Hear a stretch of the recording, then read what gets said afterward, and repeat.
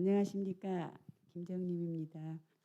제가 며칠 전에 TV를 보고 있는데 그 피그미족이 나오더라고요. 아주 작은 사람, 아주 작은 사람들이 전혀 뭐라 할까 하나님을 모르고 그저 그냥 잠자고 입고 먹고 더우면 물에 들어가서 풍덩 빠졌다 나오고 씻고 장가가기는 하더라고요. 그러면서 교육도 못 받고 그렇게 살다가 자기 생을 마치는 분들이더라고요. 그분들이 그 생을 다 마치고 나면 그 영혼들은 어디로 갈까? 천국으로 갈까? 아니 복음을 못 들었기 때문에 지옥으로 갈까? 굉장히 제가 마음속으로 염려도 되고 궁금도 해서 우리 목사님께 여쭙겠습니다. 제가 이제 성경에서 보면은 나사로가 죽었을 때 마르다와 마리아가 막 울으니까 울지 마라. 나사로가 지금 죽은 게 아니고 잔다. 이렇게 말씀하셨거든요. 그러면 이 피그미족들도 잘까요? 나사로처럼 잘까요? 그 영혼들은 잠자고 있을까요? 아니면 어디 하나님이 예비해 놓으신 곳으로 갈까요? 궁금합니다. 목사님. 네. 저희 김정인 권사님께서 영혼을 많이 사랑하시다 보니까 텔레비전을 보시면서도 아유 저 영혼 걱정되고 네, 그런 마음이 많으셨던 것 같아요. 그래서 저희 또 준비위원들이 얘기를 나눴는데 어떤 의견들이 네, 있었습니까? 의견들이 있는데 그런 영혼들에게 복음이 전파되어야 될 가장 갈급한 현장, 급한 현장이 아닐까 그런 의견과 아프리카나 여러 나라가 아프리카에서 다 못 사는 건 아니잖아요. 그중에 지도자에 따라서 또 지역에 따라서 어떤 곳은 잘 되지만 어떤 곳은 가난과 전쟁에 시달리는 다양한 곳이 있듯이 그리고 우리나라도 맨 처음에는 폐허가 되고 전쟁으로 힘들었지만 네, 복음의 기초 위에서 우리나라가 국민들이 잘 살아가겠다는 의지를 가지고 세워 나갔듯이 이 또한 아프리카도 하나님의 섭리와 은혜의 계획 아래 있지 않을까라고 생각을 하셨어요. 네, 목사님의 답변을 한번 들어보겠습니다. 준비위원들 답변 아주 잘해줬는데요. 그 하나님을 모르고 예수님에 대해서 듣지 못하고 그렇게 살아가는 분들을 보면 안타깝죠. 그러니까 권사님 좀 선교사로 자원하셔가지고 좀 가서 좀 복음 좀 전해주세요. 아니면 우리가 선교사님들을 좀 후원해서 그분들에게 복음을 잘 전할 수 있도록 가는 선교사가 되든지 보내는 선교사가 되든지 하면 제일 좋을 것 같아요. 그러나 이제 그것은 이제 첫 번째 그 대답이고 두 번째는 그러면 과연 그들이 복음도 듣지 못하고 하나님에 대해서 듣지 못했다고 하면 과연 그 영혼은 어떻게 될 것인가 라고 하는 질문이잖아요. 네. 전 몰라요. 저는 모르는데 그 사람들의 영혼이 어떻게 될까도 모를 뿐만 아니라 여기 있는 모든 분들의 영혼이 어떻게 될까도 저도 잘 몰라요. 오로지 아는 것은 하나님 한 분만이 아실 뿐이고 그분의 권한 아래 있는 것이라고 생각이 드는 것이죠. 그러나 우리가 추측할 수 있는 것은 성경 로마서의 말씀에 보면 이런 말씀이 있잖아요.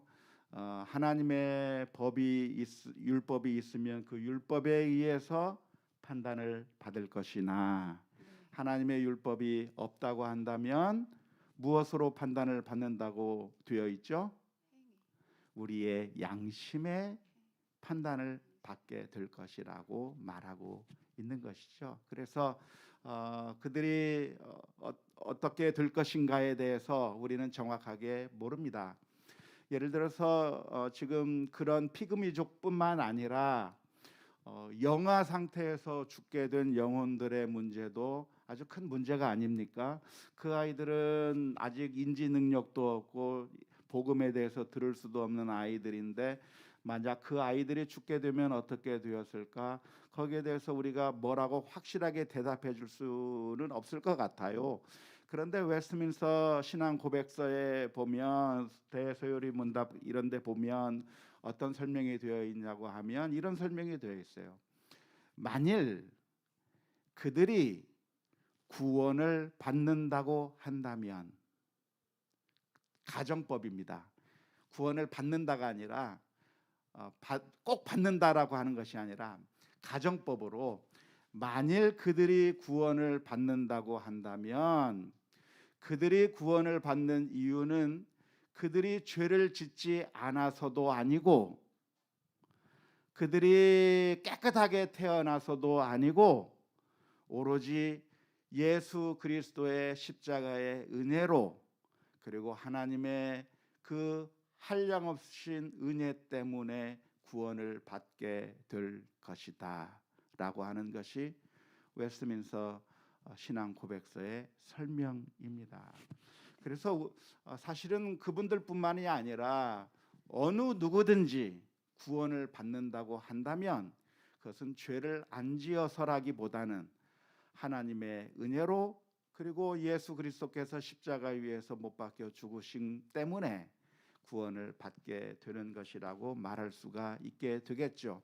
하지만 우리가 생각하는 가장 개연성 있는 추측이라고 한다면 그들이 복음을 듣지 못해서 그래서 구원을 받지 못할 가능성이 많다고 하는 것은 개연적인 것인데, 왜냐하면 그들이 복음을 안 들었을 뿐만 아니라 사실은 양심에 따라 행동하지 못하고 악을 행했기 때문이라고 이야기할 수가 있겠는 것이죠. 그래서 그런 것이고, 자냐 죽으면 자느냐, 잔다는 얘기는 그냥 비유적인 의미예요.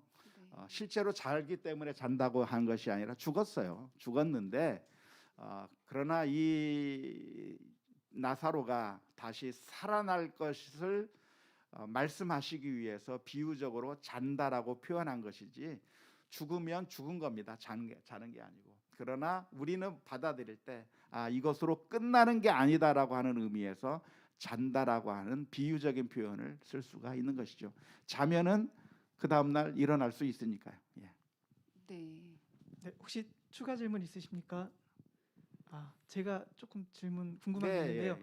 혹시 그러면은 저희가 이제 그런 아직 복음을 접하지 못한 그런 민족들이나 그런 사람들을 보면 너무 안타깝고 그런 마음이 들어서 저희가 기도를 할 때 저 민족에게 빨리 복음이 전파됐으면 좋겠다는 내용으로, 그리고 아까 방금 말씀하신 것처럼 아직 그 복음이 전파되기 전이라면은 그분들이 선한 양심으로 인해서 하나님께 꼭 구원 받았으면 좋겠다는 그런 마음을 가지거나 기도하는 거는 잘못된 건 아닌가요? 네, 선한 양심으로 살았으면 좋겠는데 선한 양심으로 살 수 있는 사람은 단 한 사람도 없겠죠. 그래서 구원받기가 굉장히 어렵겠죠. 어렵기 때문에 그래서 복음을 전하는 일이 가장 급선무다. 그 무엇보다도 우리가 전 세계, 온 세계에 복음을 전하기 위해서 최선의 노력을 다하고 세계 선교하는 일에 우리가 동참해야 되겠다라고 하는 마음을 가져야 되겠죠. 네.